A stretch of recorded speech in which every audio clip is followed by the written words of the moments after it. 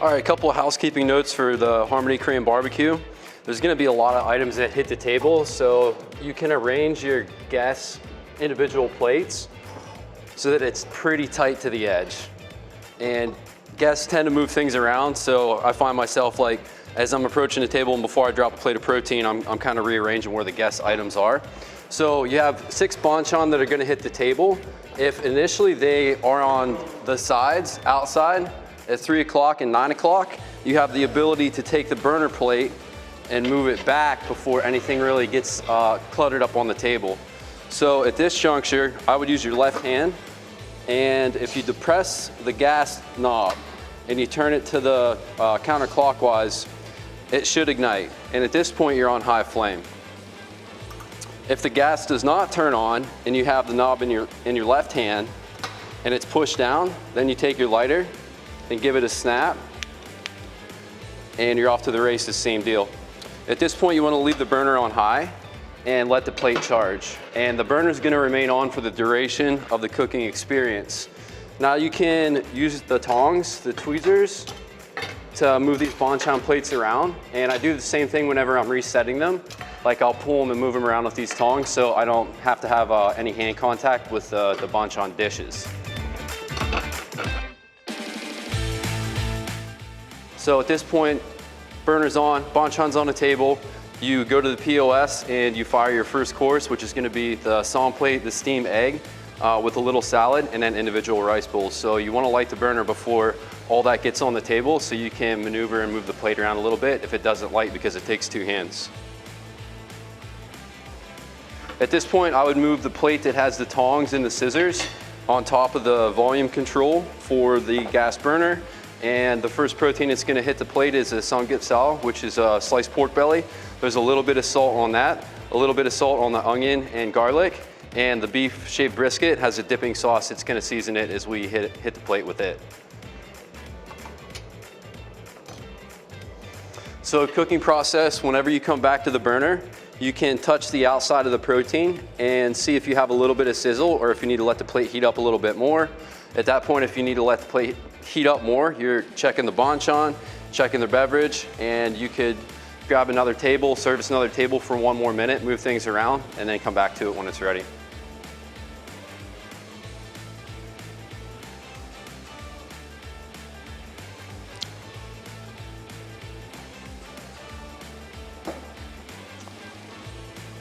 Okay, 2 minutes in, pork belly goes on, and I would lay them east to west. So whenever you give them a flip, you're ready to dive right in and start cutting. It's gonna stick to the plate initially, but you're gonna wanna leave it sit and sear, and within 1 minute, whenever you have caramelization, light golden brown delicious, then it'll release for you, no problem.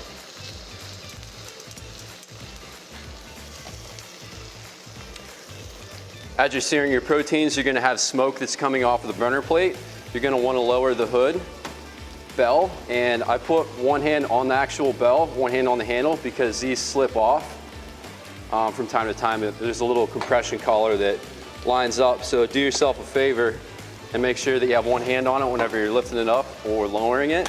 And I always twist it a little bit counterclockwise to make sure that it's secure when I'm moving it around, because it's embarrassing if it falls off.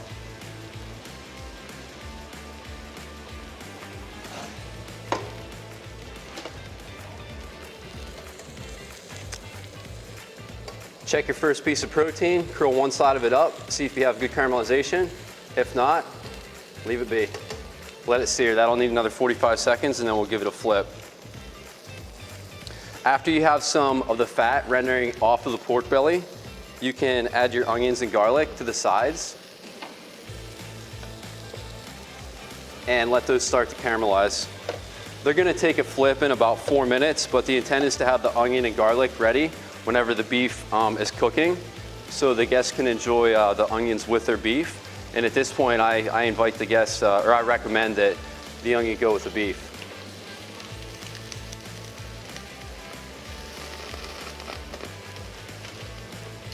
If you have a little bit of flare up, it's okay.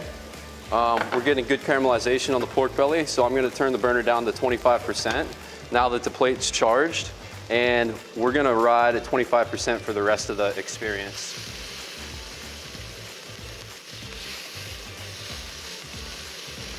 Light golden brown sear. Give it a flip. 1 minute, we'll give it a cut, and then move it to the outside of the burner plate. You don't want to move the fatty pork belly to the outside of the burner whenever it's on high flame. Whenever you're at 25%, that's okay. It's going to gain a little bit more caramelization at that point on the outsides.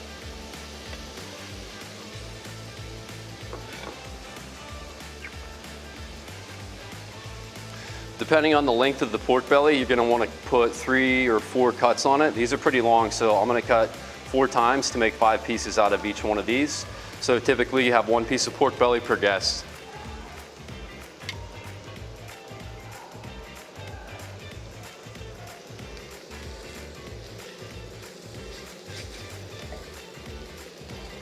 We got a little bit of sear going on the bottom.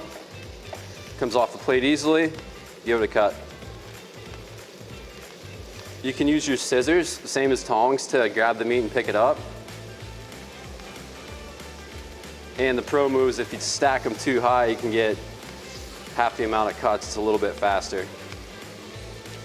At this point, you can invite the guests to enjoy. The pork belly is cooked through, but if they would prefer more caramelization, they can allow the pork belly to char a little bit or to gain a little more caramel on the outside. And I always let them know that GBD is an acronym for Golden Brown Delicious, and that's what we use in the kitchen. But at this point, you can step away from the plate and allow the guests to start snacking.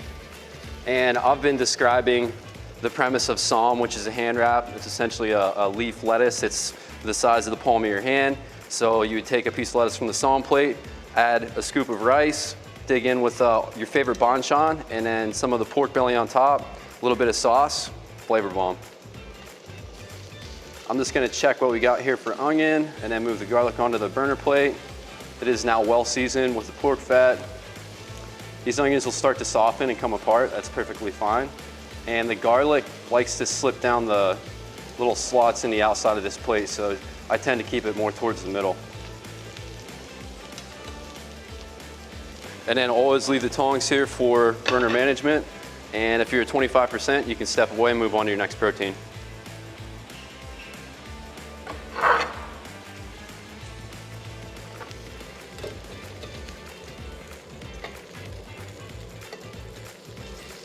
As the protein's cooked and starts to brown, if you want to move on and the guests seem a little bit timid and are not really getting at it, you can use the side plates from the top of the rice, or you can grab another side, one of these black rectangles, and move the protein off the burner plate so you can start the cookery of the next beef brisket.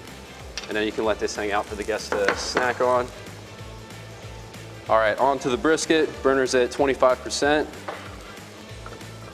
We're gonna give it a little dip in this shoyu, which is light soy sauce, and then right on the plate. And I'm gonna demo 4 pieces for the guests, and I'm gonna let them take the wheel and drive it.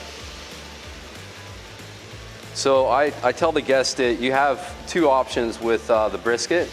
You can either unfurl it like shaved Italian beef, so you get more caramelization on it, or you can leave it curled up and it'll flatten and cook down. And when you have caramelization, you flip it over, then you can have a medium rare or a medium or a mid-well temp cook on the inside of it versus cooked all the way through. So I kind of demo both those options. And at this point, I was rushing the cook process a little bit. Normally the guests would be eating on their pork for another 4 or 5 minutes, but you can kind of get the onions uncurled a little bit and they'll start to caramelize. But same deal, at this point we're fully cooked through on the beef. This one has like a mid-rare cook on the inside of it, but you can invite the guests to either enjoy it at this time or move it to the outside of the burner plate to gain a little more caramelization. And I would leave the tongs for the guests and invite them to have an interactive experience.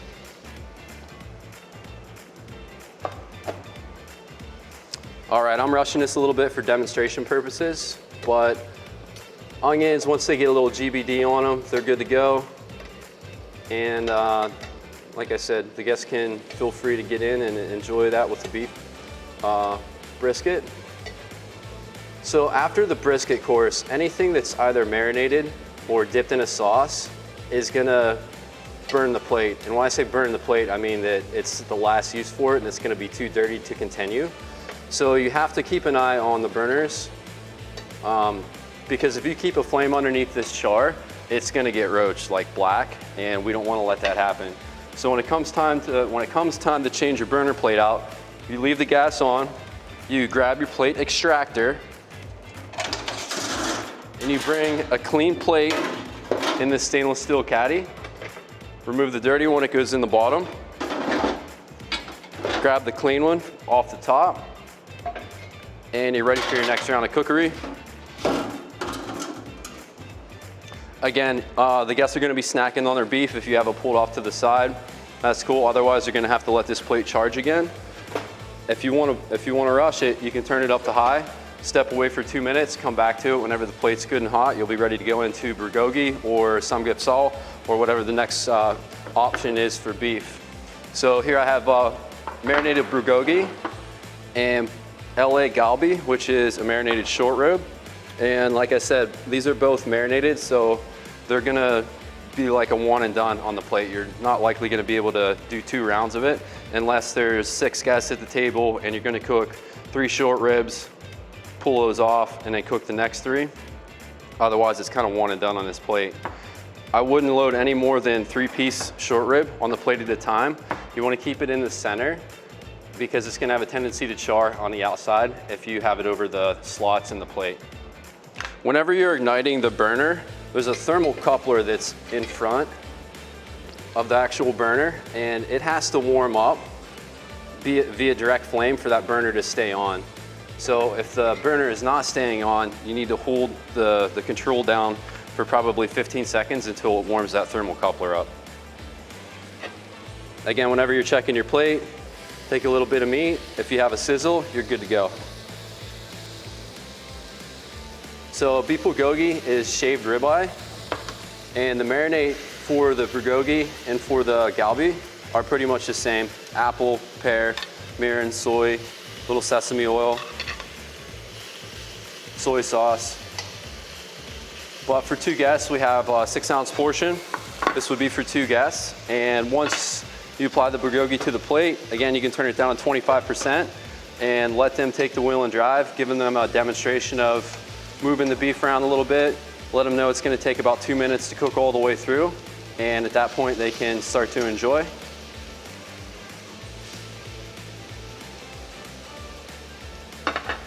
When you initially put your protein on the plate, that's when you're gonna have the most smoke coming off, and that's as you should lower the snorkel hood at that point so it has all that extraction of the grease vapor. And again, be gentle with these things. There's a tension spring up top that can be adjusted if they don't wanna stay in the upright position, but you should always check your burner prior to service. You should check your tables, make sure everything's functioning properly, so whenever you have guests sitting down, then you're not scrambling trying to make adjustments.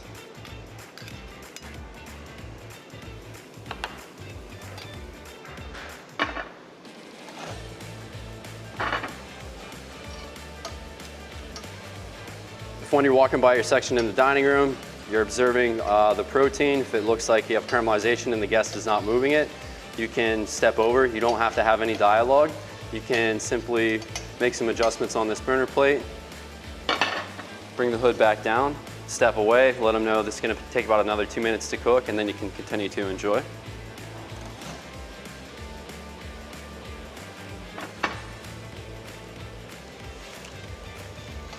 And once you have this starting to cook down a little bit, again, they can move it to the outside of the plate if they want a little bit more caramelization. And I would do that for the guests if they're not doing it voluntarily.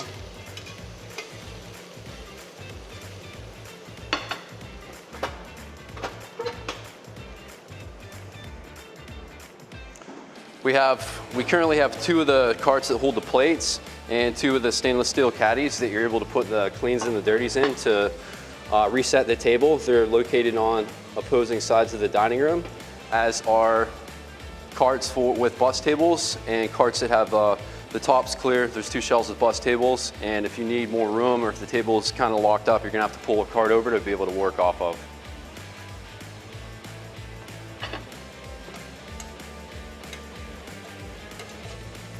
Traditionally, caramelization's very, very light on bulgogi, but you want it, like I said, has to be cooked through. And again, when you're changing plates out, bring your caddy with you with a freshie. Finesse always wins with these plates. It's like, don't try to slam them in there. Try to keep the noise down as much as possible and be easy. So I have another plate that's charging on the burner behind me.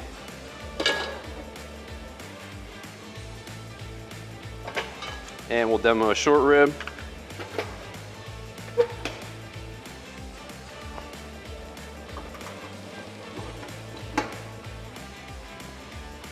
When I walk away from the table, I close the gas controls. That's kind of subconscious to the guests, like, okay, off limits. And I also tend to put the tongs and the scissors over top of them when I turn it down to 25%. That's valuable table space that you can utilize also.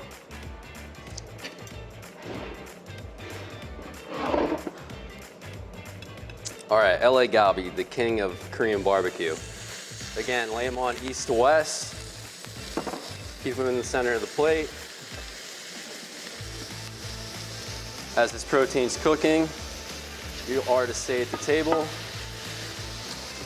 You're checking banchan, you're making sure the water's full, you're making sure they don't need any beverage. This cook process will take about 3 minutes. Something like this, once you load your protein, if one of the staff's walking by, hand the plate off, they can dump it into the bus tub, or you have a 2-minute window that you can step away and keep your area clean.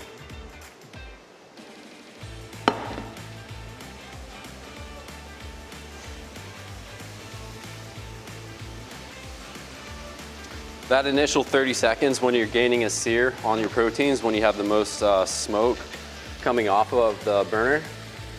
But GBD, same deal with these guys. You want to have golden brown delicious color. And these short ribs are really fatty. The marinate's soy sauce apple, so there's a good amount of smoke that comes off of them. So definitely make sure that you lower the extraction hood.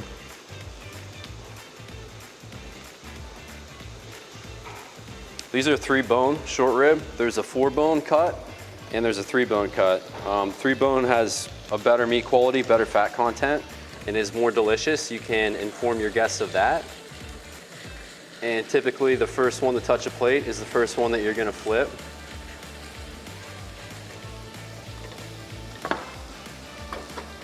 And burner controls, if this plate had been on here longer, I would not have had to turn it up to high, but you have to make sure that you allow your plate to charge before you give it a flip.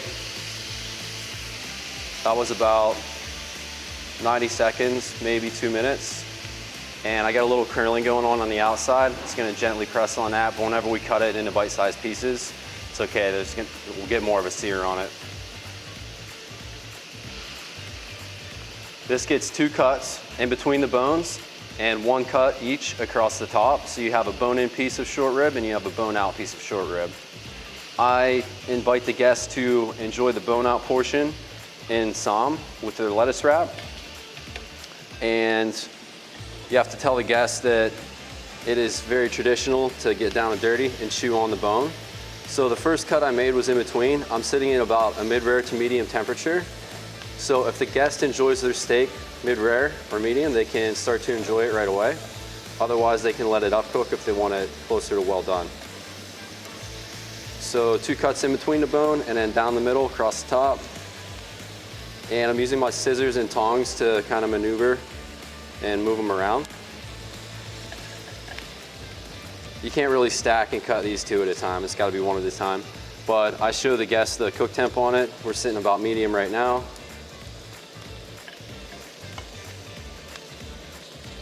And the next pro move is, after you make your cuts, stack 2 of them up and put them on the guest plate for them. If they're like, yeah, I love my steaks medium, it's like, get right after it and just load the guests up. But like I said, if they want to let it up cook a little bit or have more caramelization, you can move it to the outside of the plate. And if this is their last protein, once it's all consumed, you will turn off the plate, turn off the gas, and put a stainless steel cover on top of it.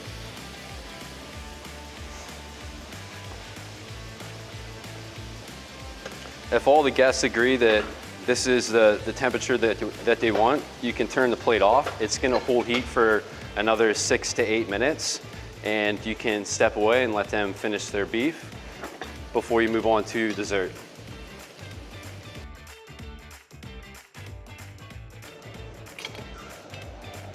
Okay, once the last proteins are consumed, at this point the plate's empty. It has a good amount of char and caramelization on it. Do not leave the flame underneath the plate at this point. It'll roach it. And then same deal with changing out the final protein when they're done. This plate comes off, and you can put a stainless steel top. With your finger hole in the middle, you're not gonna touch the burner so you won't burn yourself. And I always line up the Brianna lettering so it looks the same.